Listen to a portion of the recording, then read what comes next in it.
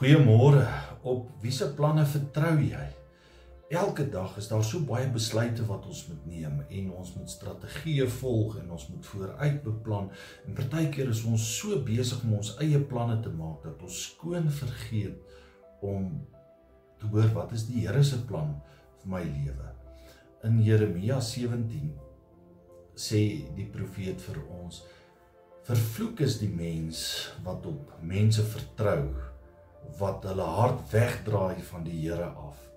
Maar geseënd is hy wat op die Here vertrou. Hy is soos 'n boom wat geplant is by waterstrome. Ek wil jou kom uitdaag wanneer jy planne maak, dat jy vir 'n oombliekie sal ophou om te kyk na jou eie vermoë en jou eie mag en partykeer oor jou bankbalans en te dink jy het alles onder beheer want jy het mag en jy het aansien en jy het geld. Dis nie hoe 'n kind van die Here besluite neem en planne maak nie.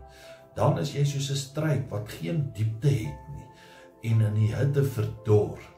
Maar wanneer jy op die Here vertrou, wanneer jy by die Here jou raad soek, wanneer jy vir die Here vra, Here help my, geef my planne, help dat dit wat ek doen belyn is met dit wat U van my wil hê, dan is jy soos 'n boom wat geplant is by 'n waterstroom, diep geanker in die teenwoordigheid van die Here.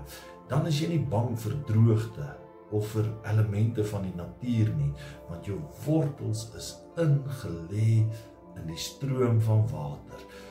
Jeremia se profesie word later in Johannes 4 deur Jesus bevestig en in vervulling gebring wanneer hy sê: wie van my drink sal nooit weer dors wees nie.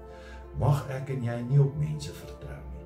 Mag ons geseën, salig wees omdat ons op die Here vertrou, omdat ons hom in ons planne kry.